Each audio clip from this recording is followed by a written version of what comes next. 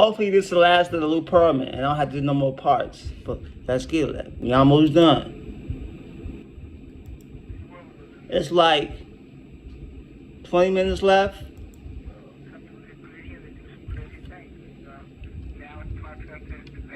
think we're going to see a lot of things happen in the press. Yeah, the way it came out in the press is that they made it look like I'm hiding. It was ridiculous. I was not, and the government knows I wasn't hiding. The early memories that I have of Lou and myself, talking to people outside of the airport office, I really enjoyed those days. Now, although I wasn't really involved with transcontinental or any of the fixed wing operations, I always loved models. What Lou did is he took my 747 model. It was maybe about 6 inches longer than this. He branded it, and then when he took it over to LaGuardia Airport, and then he very cleverly held it by the tail and made it look like he was taking off. And so most of the model was still visible without his fingers showing that it was a model. So people actually, when they saw these photos, thought that the model was an actual 747 that was a transcontinental branded airplane. I was very upset when I learned that Lou had used a model that I built to deceive people. On paper, That's crazy. That was the real airplane on those pictures. That was a model, but he did a close-up, a zoomed in, so it looked like it's a real. That's crazy.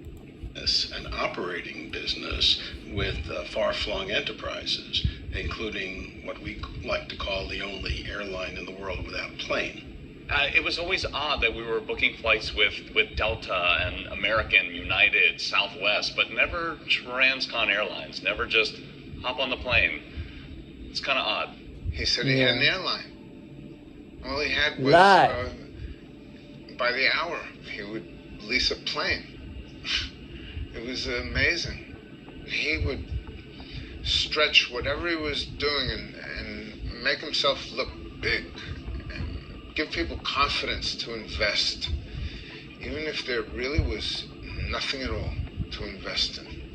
Now, this was considered a Ponzi scheme because the money from the later investors was used to make payments to the earlier investors. And the problem is if you don't continue to bring the new people in, or that's like getting a credit card, maxing out your credit card, and then going to get a second credit card to pay for the first credit card. No, the old people, that's not how it works. But hey, you don't have enough money to pay all of that. And that's what you don't go borrow money from somebody, then to pay them back. You go borrow some money from a second person to pay back the first person. So no. All to fall apart. People asking for their money back, and there is no money to pay them. That's Initially, he was selling stock in a company called Transcontinental Airline Services, Inc. And the representation always was that this was a company that provided all sorts of airline services, totally fictitious. Oh, yeah. This whole Ponzi scheme and this criminal activity that he's done, he's been doing since the 80s. He's been fooling people for a long time. All this music and the bands that he helped was all on the backs of money that was stolen. And then we become that validation for him. Once he had a successful group like us or Backstreet, now he can say, look at this. See, this is what I can do. Give me more money, and just use that to take advantage of more people. Yeah. I just remember you calling me and telling me. I was just shocked because I did not know all of this had been going on. In a way, he used us to scam other people, and that's horrible. Yeah. It's horrible. But every once in a while, if we were in a recording studio, rehearsal studios at Transcon, someone would come up to you and go, "Oh, I own that group. I own the Backstreet Boys. I own NSYNC." And I'm like, "What do you mean you own them?" "Oh, yeah, I'm an investor with Lou, and we own that." And you go back to Lou, and he would say, "Oh, no, they're invested in the ESA account, but, they think they own the Backstreet Boys or NSYNC, but they don't. This is a whole different company."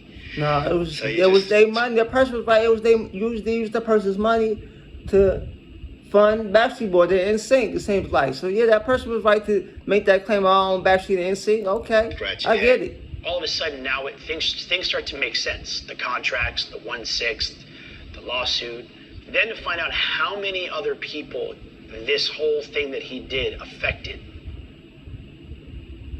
And there were supposedly about 2,100 people who were investors. He would mislead the investors into saying that these savings plans were FDIC insured. The tax returns and the statements looked like they had been professionally prepared, so people relied on them.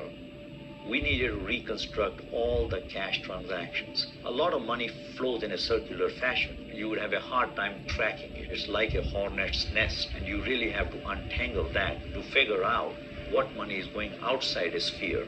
People tend to ultimately believe that they're in on a good thing and they're not really engaging in risk. And that's how Ponzi scheme operators are successful. Lou was masterful at that. How he developed the skills to do that will always remain a mystery. Okay. The bank fraud was somewhere around $250 million, and the investor fraud was somewhere around $250 million. So altogether, it's somewhere around $500 million. I recovered approximately $38 million. Unfortunately, most of the victims lost almost all of their investment funds. Man. I remember the day when we found out it's gone. Her money from her mom, God bless her. Yeah. I don't know what the age of the people were back then when they initially got into business and made investments with Lou Pearlman, but these are older people now. Now they're up at age. So back then, my 20-some years ago, 30 years ago when they was younger. So, okay. Because I about to take advantage of old people, but I had to think, no, they was young back then when they made these investments. So service. now, after that, they're much older. Okay. He'd have to walk past. But still, no matter how old you are, still to be taken advantage of like that when it comes to money, Past the bodies. He weird, dog. Of his buddies. Lou Pearlman, you weird. Maggots coming out of him and all. So you see what he went through so that SOB could steal from everybody. You want to protect your country, keep your country well. But these people like that are just degrading it all the time. Now where do we go? Now what do we do? Now what's going to happen to us? Oh, y'all see these lady eyebrows? Hold on. Eyelashes. I'm trying to eyebrows, eyelashes. Y'all see them eyelashes? They're just degrading it all the time. I never seen no eyelashes like that. Now where do we go? Now what do we do? Now what's going to happen to us? Yeah, it's not a good feeling at all. And you read about that and you hear about that, and then now, people say it could happen to anybody. Well, no, it's not. It's not going to happen to us. We're different. Well, guess what? It just happened to us. So maybe we're not all that damn different. When you're blaming yourself, you forget about all the due diligence you did, You just look at the failure. My father didn't.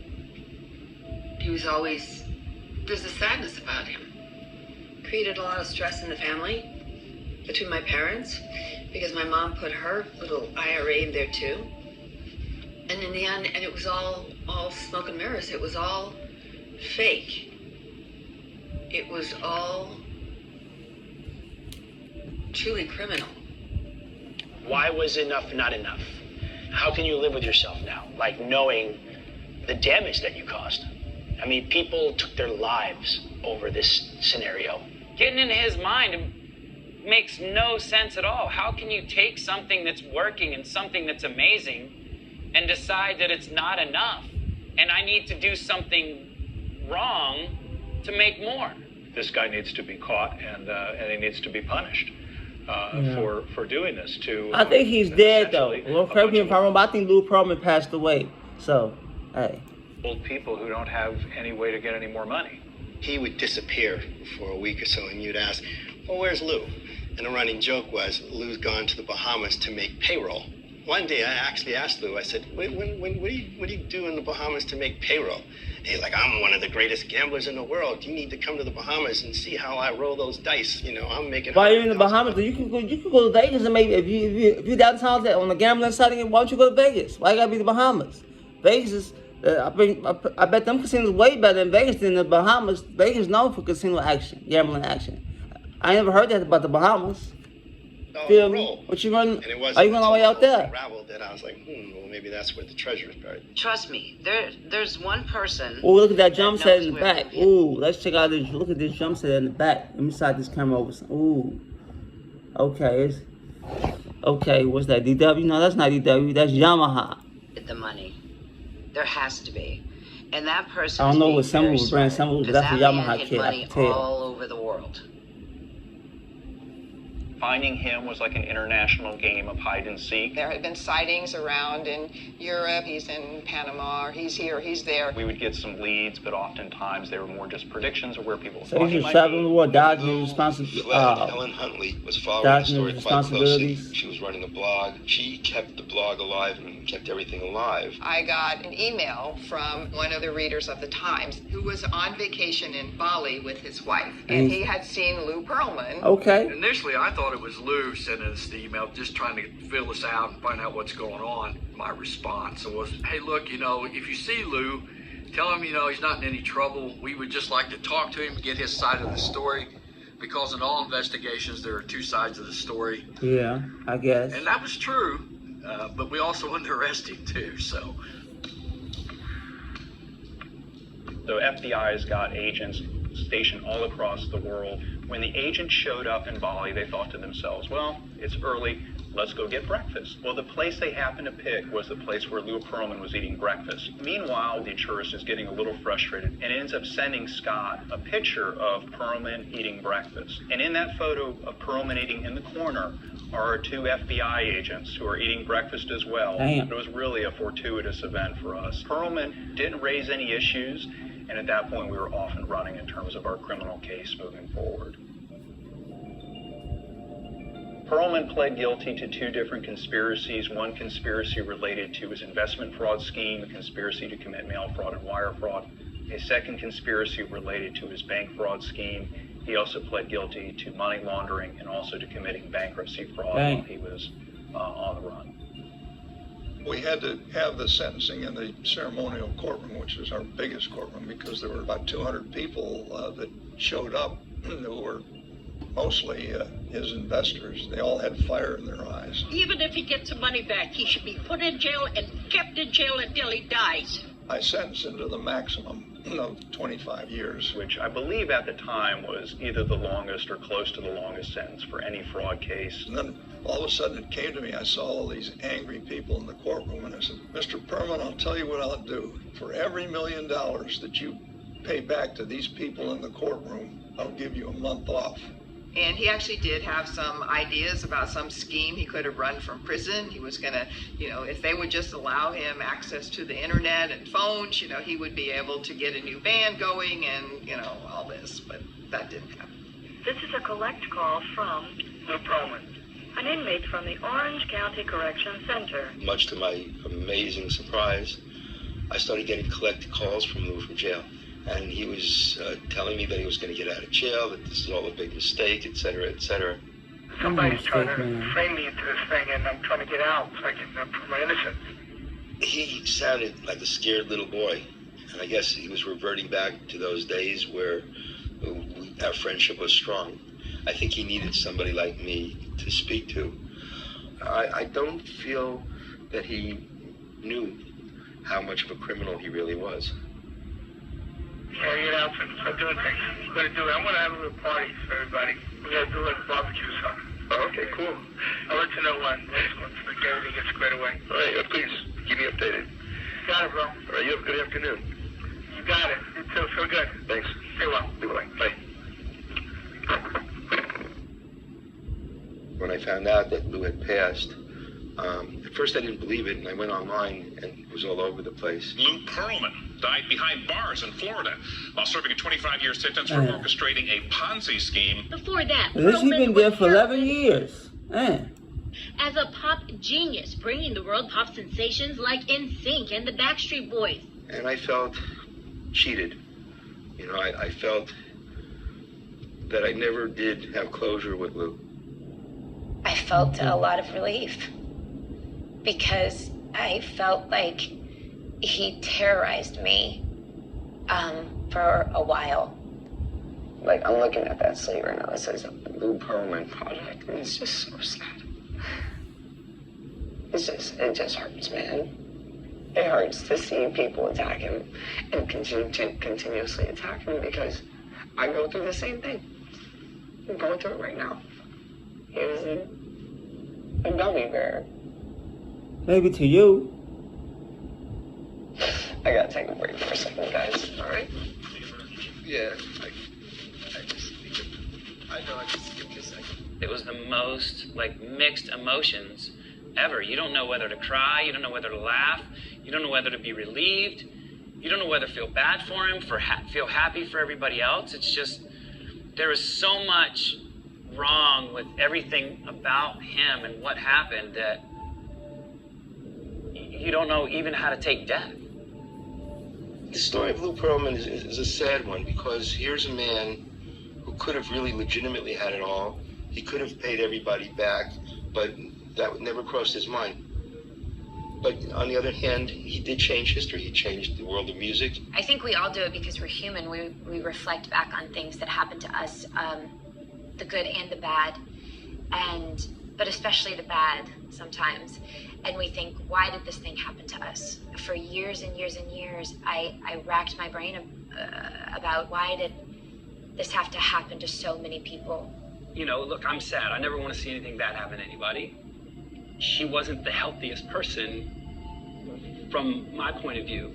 You have to have a special personality with not carrying psychosis of some sort to be able to pull something like that off, I think. He's the cautionary tale of the businessman who let greed spiral so far out of control that he literally left behind all the success that he really truly did create, and now he'll forever be remembered as a criminal. And in that sense, you have to learn from that and go, you know, you never want to become that yourself. Like I said before, you want to be loved and revered by everybody. I think that whole famous by association thing, you know, he wanted to say, I did this, I gave you this boy band, I put this together, I brought this to you, I'm the one. He wanted to be part of the family. A man who had everything, had the world in his palm of his hand, but was never settled. In so many ways, I feel like almost derived this godlike complex. Like, you know, I am untouchable. I can do whatever I want, say whatever I want. Worst case scenario, buy my way out of a situation. I had to let go of needing to find that answer because I may not ever know why. It's like a tabloid. There's 10% of truth to everything Lou said and 90% of him taking it, you know, somewhere else. From the outside, I mean, you can look in and say, well, how could you believe that? How could you be so duped? Did you not see that? But when you're inside, you don't know that that's happening. I wanted to believe that all this was going to happen. I wanted to believe the lies. I mean, that's how I was duped. I think it's so much easier for someone to believe a lie when it affects you in a great positive way. You tell someone something that they truly want in their life and they can dream about, you want to believe it. And I sure did. Yeah. I mean, I really felt the same way. I wanted to believe all this was true. So we all just kind of held on to that dream.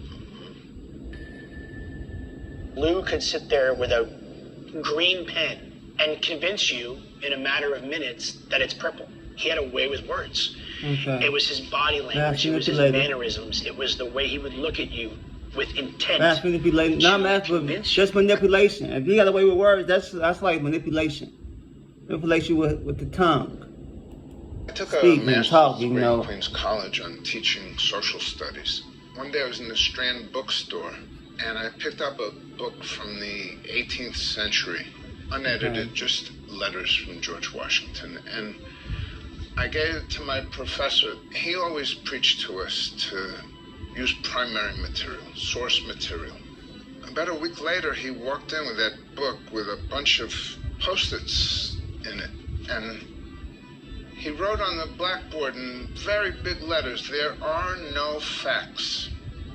And then he told us about all the inaccuracies in the letters that George Washington wrote himself. Okay. He explained to us that even primary material can be wrong. Okay. And with Louis, you could know Louis, you could look at pictures, you could get information all you want, but you don't really know what's the fact. Things were colored, things were stretched, and sometimes completely invented. You know the old saying, those that believe, no explanation is necessary. Those that don't believe, no explanation will suffice.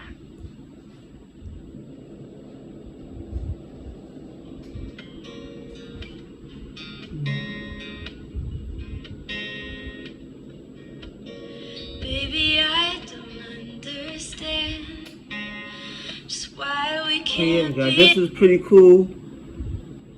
Let me know what y'all think of this Lou Pearlman situation. Oh, Lance Bates, the missing did produce this? Okay. Let's see these credits. Things are getting Okay, old girl, she sound pretty good. But yeah, let me know what y'all think of this Lou Pearl action. Like, subscribe, share, comment, do all that. Let me know which one we check out next. Recommend me some more stuff in the comments, and I'll catch y'all on the next one. Peace.